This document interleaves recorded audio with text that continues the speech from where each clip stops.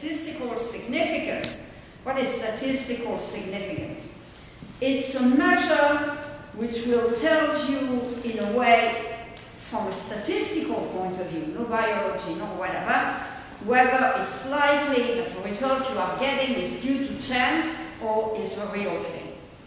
So there are two elements which have to be considered when you look at the result. That level of statistical significance, because it gives you more confidence if a study has been done on a large population, but also the value of a measure of risk, which is called an odds ratio for statistical reasons. But in fact, it's an estimate of a relative risk. And it tells you by how much the risk is increased if you are exposed versus not exposed.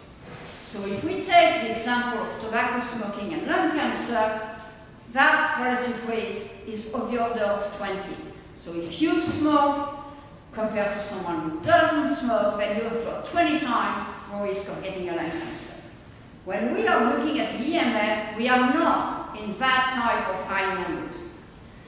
Because it was the exposure from the old days, because it was just the starting point of being exposed to these microwaves, so the results are around 1.3 to at most 3 in some categories.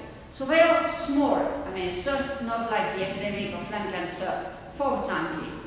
But nevertheless, there is a risk. And believe me, as an ND, getting glioblastoma is not fun. It's the most aggressive type of brain tumor, and a lot of people are going, all of them, in fact, are going to die from it after no longer or shorter time. So that cephalo study had these values which were going from 1.04, okay, that's close to 1, let's forget about it, up to 6.15 for some categories. And out of the 116, I recomputed them recently because I thought, it's just unbelievable. In 5 tables, there were 6 tables, but 5 giving odds ratio. In those 5 tables, there were 116 odds ratio presented. 97 of these were greater than 1, so were indicative of a risk. Of course, given the numbers were small, only one reached statistical significance, and it was interesting to note that was for the kids who had subscription in their own name. So most probably were adolescents, later adolescents, were the heaviest users. So that's very worrisome. And the few odds ratio 19, which were lower than 1 or at 1, makes sense because they were for location of the brain in the central part of the brain, so least exposed and the temporal lobes. And so I felt this is a very positive study. What bothers me most about this study is that it was, according to the dates, accepted for publication on the 7th of June 2011. And that was only 2 weeks after the monograph meeting. And during the monograph meeting, there were among the participants people who were authors on that paper. So they knew that study existed. And usually when at IRC we do an evaluation for substance, and we know that there are some papers in the pipeline, we usually ask the journals if the paper is accepted to have, a pre-press, preprint, and have already this data to examine. And I recently, in fact, at the time I didn't even think about it, but now I'm really exceedingly unhappy with the fact that this study was not discussed. Because had it been discussed, I know some would have argued nothing is statistically significant, but forget about it. But I think some members of the working group would have said that seeing all this increased odds ratio was really not reassuring. And if it were to be re-evaluated nowadays, I think it will get it. Since then, another study got done, which is the Moby Kids study, which was done on kids young people between the ages of 10 to 24. So older children, adolescents, young adults. That study has been conducted in 14 countries. Again, the USA is not in there, nor were any of the 4 countries of the first study, which I think is interesting. Now we will have almost 900 cases of brain tumors. So now, if the results in that study are similar to what they had in cephalo, everything will be statistically significant, and then it will be really a group 1 carcinogen. My problem with that study is they ended closed databases December 2015. 13th of January 2017, they had to send a final report to the European Commission, given it was funded by the European Commission. And you can find that final report online. They describe what was the study like, what they did, the validation study, all of that, which is perfect. But there is not one single line on the result, except that they are saying, and I will read it to you, analysis of the association between mobile phone use and brain tumor risk, as well as between estimated radio frequency and ELF. ELF, it's the extremely low frequency. So that's what you're getting from the power lines and very high power lines.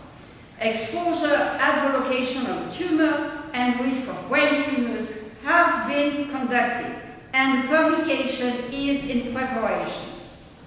Results, however, cannot be made public until publication in a peer-reviewed scientific journal. Okay. And a few pages later, regarding the dissemination and exploitation of the result, since the final analyses are ongoing, the main results of the study are not published yet. Documents to inform the general public about the main result of the study will be prepared as soon as the final results are available. Due to the widespread usage of communication devices, such as mobile phone, the result of the study regarding potential detrimental health effects will most likely receive a considerable degree of public attention and can potentially have significant societal implications. So far, the extensive use of very different means of communication has contributed to increase the public understanding regarding electromagnetic fields and their potential impact on health. Now, remind me, which year are we in? 2019, more than 2 years later, not a single result has yet appeared. So I think now I'm going to various places, London, Denmark, here, to say we need to get these results out. Either they are negative, we didn't find anything, okay, people have to know, they will be reassured. Or they are similar to what we had before with cephalo, meaning there is an increased risk for kids, adolescents, and adults to get brain cancer, which is really not a gift to get. And it has to be done. To have very strong legislation, to have public awareness, you cannot keep silent any longer. I don't want to put pressure on the individual investigators, because I know some of them, one of them at least, is on the verge of committing suicide. She can no longer take the pressure, which is just unbelievable, for keeping these things out of publication.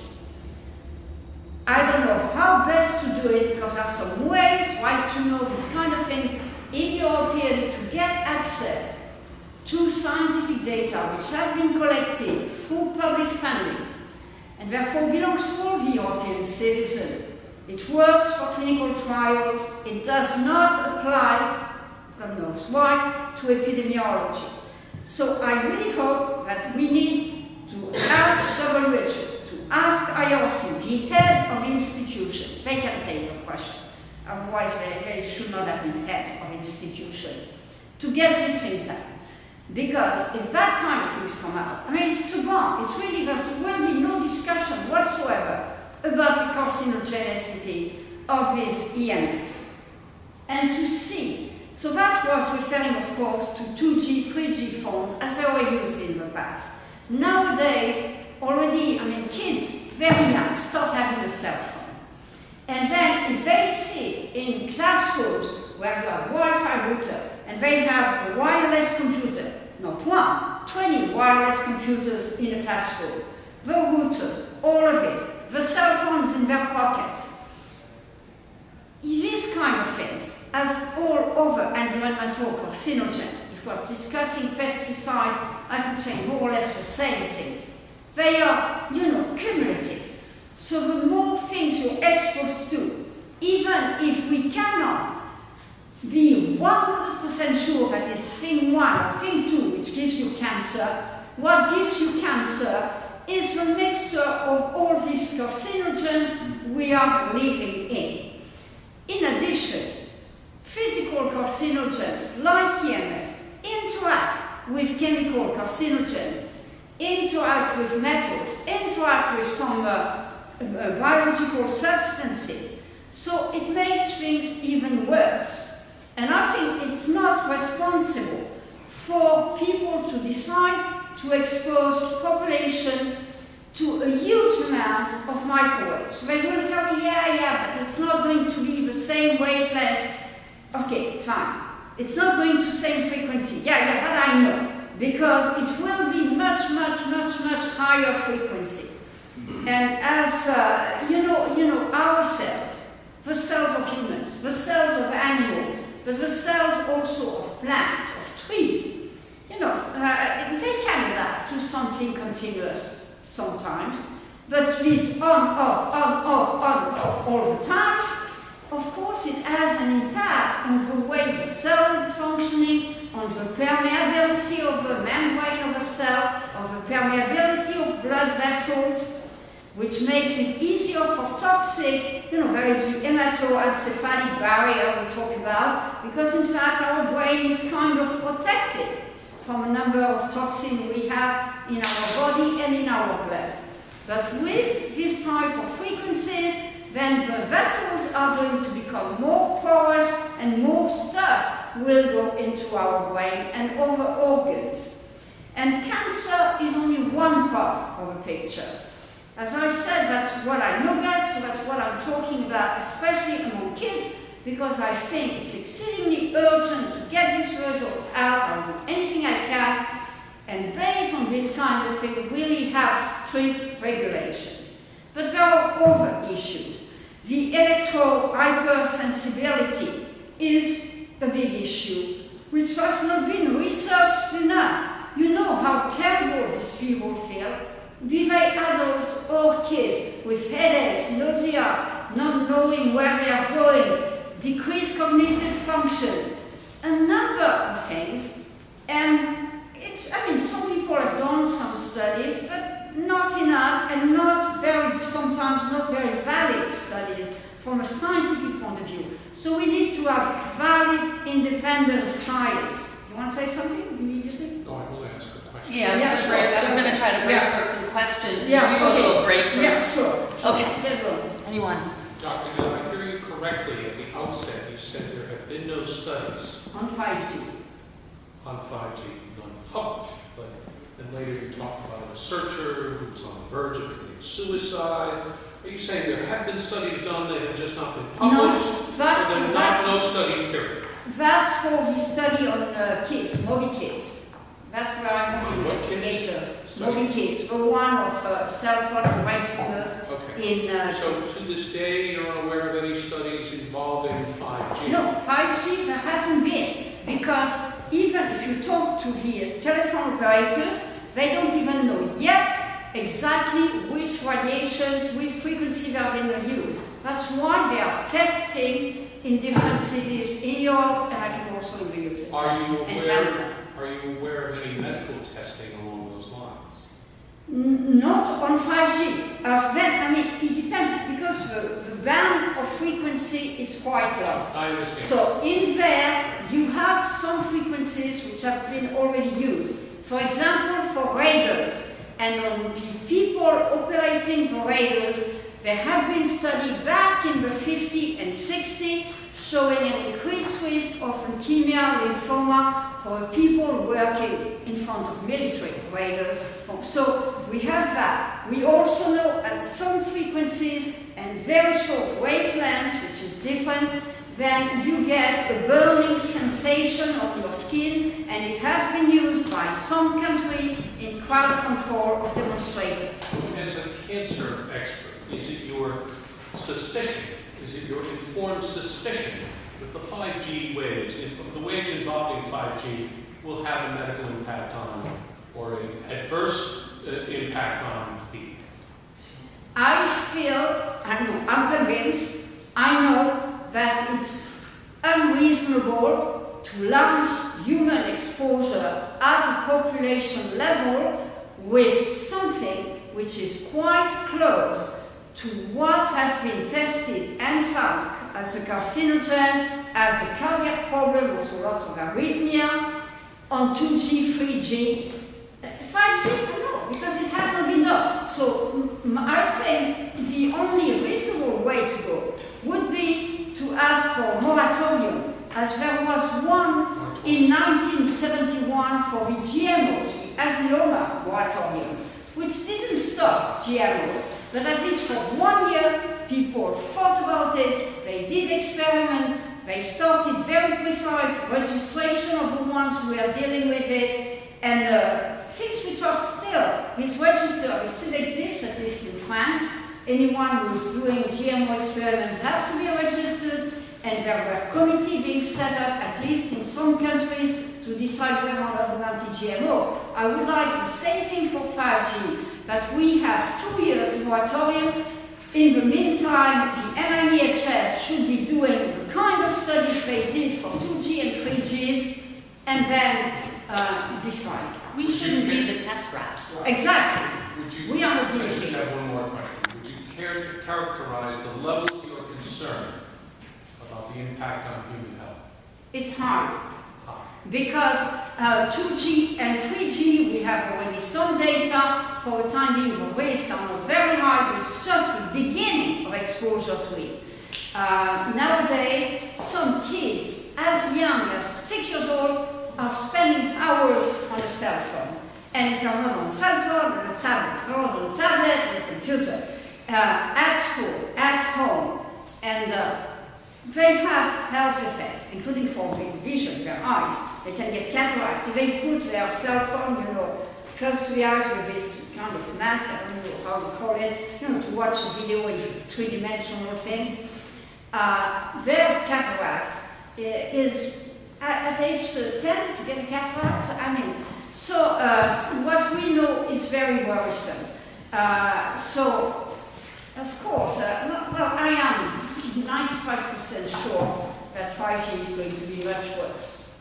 A doctor in the New York Times article, or a scientist, said that the 5G wouldn't be as harmful because it can't penetrate the skin. Can you comment on that? Yeah, that's what I said. And in fact, it has been used in at least one country for crime control, because if you're exposed, you have a sensation that your skin is burning. Maybe it will not penetrate very profoundly in your skin, but the difference will be that even you will need to have lots of antennas every 300 meters, however, every 2 to 12 houses. Okay. You're going to have a cell phone or a cell So everyone will be exposed, whole body exposure, okay? Because for cell phone it's limited antenna, it's a whole body exposure, including pregnant women and kids, and without any prior experiment, I think it should not be done. But I am aware of that argument. But nevertheless, it must not be such a nice thing if you can use it for crime control. So, and then there is a frequency of the radars which are in there, and the radars, they have been shown from 60 years now as being carcinogenic. And in fact, to work with New York Times, well, the place where most studies have been done on this has been before the USSR, now Russia. And in fact, the levels of protection of the populations which are required not to expose people to the most stringent regulations are in Russia. So they know what they are talking about. Then whether they want to expose the rest of the world, I didn't buy into the things. Aren't they taking more precautions in those other, China is taking more precautions. Can you speak in the microphone? In other countries, China, for instance, is taking more precautions to protect their people from these type of radio waves, these microwaves, not radio waves, microwaves. Russia is also. So they're seeing an imminent danger coming down the pike, but we're not. They're basically experimenting on us. And that's where it lies. We cannot let this happen without further testing. So, any more questions? Senator, what prompts your concern in this? My concern is these boxes, these antennas are being put up in, say, that there was a firehouse, there's a fire station, where they had put it up, and I thought it was somewhere in Santa Barbara, California. The firemen in that house were getting so sick. They were getting headaches, bloody noses, and this was from exposure to this. When they took it down, all the symptoms went away. And I know Stephen, Stephen, if you'd like to come up. No, if I can just follow through with you. Okay. I also have a question. I might. What can Rhode Island or should Rhode Island do about this? I think we need to stop and look at this before we start putting these intricate units outside of our houses every how many feet? Yeah. They have to be to work properly. So what we need to do is step back a little and look at where it could lead, or do more experimentation, and not on people. I mean, do some lab rat experimentation. And that leads directly to my question. Yes. Actually, can somebody speak to what is the push? Are we in a rush with China? What is the consequence? Do we see smart cities that bad? Can someone speak to the technological future that we're about to walk into, and why they need to set this infrastructure up across this country so fast, so quickly, with absolutely no regulations? We'll answer that, and then I will let someone from the US discussing how we can proceed from a legal point of view, because I think that's exceedingly important. Why are we going so fast? Because we are being told that the future will be everything connected. Okay, you will have a car, you don't need to drive, the car will drive for you, you will be able to decide everything in your house from a distance, so everything will be connected. That will be billions and billions and billions and billions of dollars. And then